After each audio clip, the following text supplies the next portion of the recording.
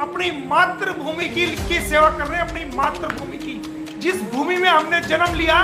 तू 2 कौड़ी की सीमा हैदर हमें कहती है कि हम नेपाल में पैसे लेने गए थे। अरे अगर हम बाथरूम कर देना, बाथरूम मेरी बहन की मदद कर दो, ये स्कैम दे दिया, इसमें पैसे डाल दो, अबे डूब के मर जा, लानत है तेरे पे।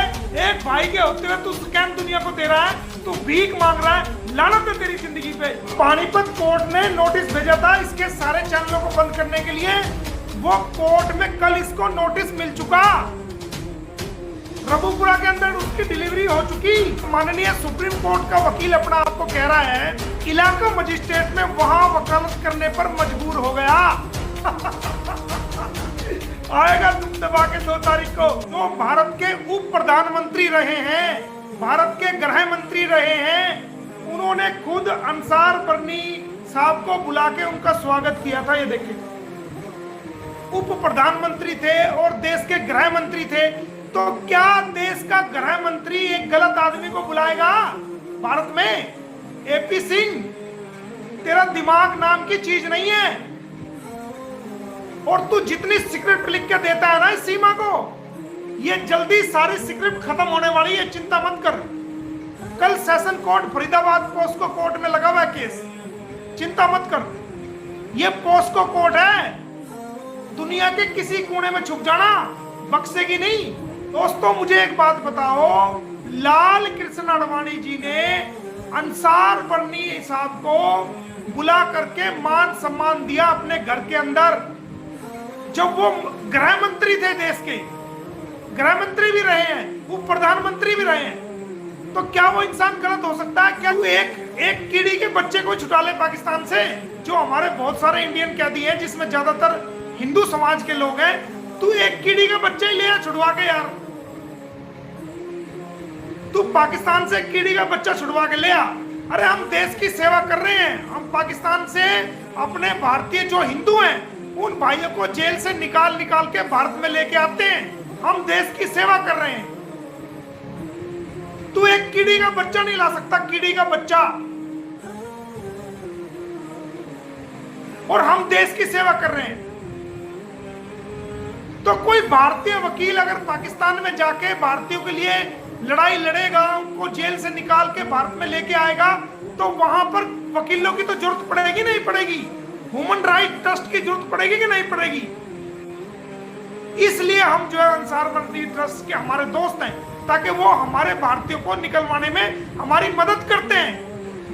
बंदर क्या जाने अदरक का स्वाद, तुझे क्या पता कि हम कितनी बड़ी देश की सेवा कर रहे हैं। हम दिखावे के लिए नहीं, अखबार में लाने के लिए नहीं, अपनी मातृभूमि की सेवा कर रहे हैं, अपनी मातृभूमि की, जिस भूमि में हमने जन्म लिया उस भूमि की, मातृभूमि की सेवा कर रहे हैं हम। ऐसे ऐसे भारतीय कैदियों को हम जेलों से निकाल के लाते हैं जिनको कोई पूछने वाला नहीं, सरकारें भी उनकी नहीं सुनती, सरकार भी कोई मदद नहीं करती। ऐसे ऐसे लोगों को हम जेलों से निकाल के लाते हैं। और वो ज्यादातर लोग हिंदू समाज के होते हैं, मुस्लिम समाज के नहीं होते। क्योंकि मुस्लिम समाज का कोई इंसान फंस जाता है तो उनकी रिश्तेदारी भारत में है, वो अपना वकील खड़ा कर लेते हैं वहां आपस में कांटेक्ट करके रिश्तेदार। लेकिन हिंदू भाई के लिए सबसे बड़ी मुश्किल है, उसकी कोई मदद जो नहीं हो पाती, सरकार की तरफ से भी कोई मदद नहीं हो पाती, क्योंकि लंबा प्रोसेस है, डिप्लोमेटिक प्रोसेस है। हम वकील लोग हैं जो उनको जेलों से निकाल के भारत में लेके आते हैं, और तू हम पे उंगली उठाता है। तू 2 कौड़ी की सीमा हैदर हमें कहती है कि हम नेपाल में पैसे लेने गए थे। अरे अगर हम बाथरूम कर देना, बाथरूम सुन, अगर हम बाथरूम कर देना, हमारा बाथरूम भी तुम्हारी औकात से कीमती है, ये समझ लो। हमारा बाथरूम भी कीमती है, क्योंकि हम कीमती लोग हैं भारत के। हमने भारत की भूमि पर जन्म लिया है। भारतीय लोगों की क्या अहमियत है, भारत की भूमि की क्या अहमियत है, हम जानते हैं। तेरे की तरफ भीख मंगे नहीं है जो स्कैन उठाया, ओ मेरे पति का काम नहीं चल रहा, मेरे इलीगल पति का काम नहीं चल रहा, मेरी मदद कर दो, कोई हमें मदद नहीं करता, और तेरा भैया भी स्कैन दुनिया को।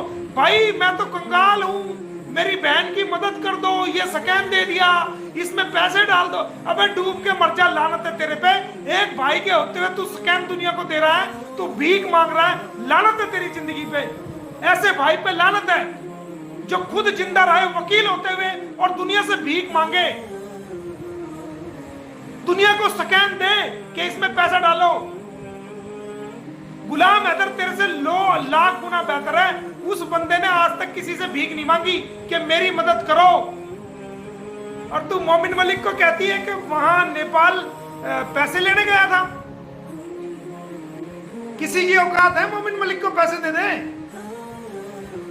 कितनी औकात है? मोमिन मलिक को पैसे दे सकते हो क्या? इंसानियत के लिए ये केस लड़ा है और इंसानियत के लिए लड़ूंगा।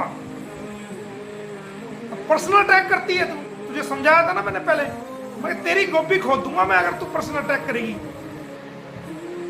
कल फिर 5 करोड़ रुपए का लीगल नोटिस। तूने ये कहा कि नेपाल में फंडिंग लेने गया था, नेपाल में पैसे लेने गया था।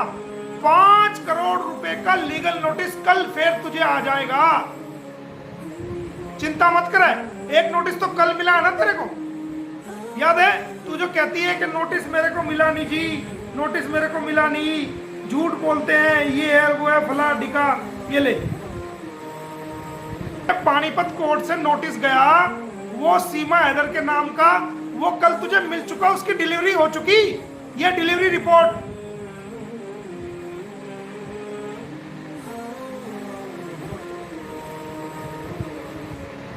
जो पानीपत कोर्ट ने नोटिस भेजा था इसके सारे चैनलों को बंद करने के लिए, वो कोर्ट में कल इसको नोटिस मिल चुका। रबुपुरा के अंदर उसकी डिलीवरी हो चुकी। ये देखो, ये डिलीवरी हो चुकी, ये लिखा हुआ है। कल 10:34 पे इसको नोटिस मिल चुका, ये नोटिस ले चुकी। अब इसका भैया जो सुप्रीम कोर्ट, माननीय सुप्रीम कोर्ट का वकील अपना आपको कह रहा है, अब वो पानीपत की सबसे इलाका मजिस्ट्रेट में वहां वकालत करने पर मजबूर हो गया। आएगा तुम दबा के 2 तारीख को और कोर्ट में पेश होगा, कहता मैं सुप्रीम कोर्ट में वकालत कर रहा हूं।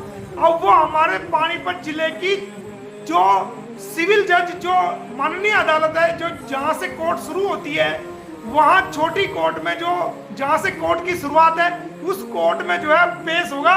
तो ये किसने किया? मोमिन मलिक ने तुझे सुप्रीम कोर्ट की वकालत करने से तुझे जिला कोर्ट में बुला लिया, खड़ा कर दिया ना।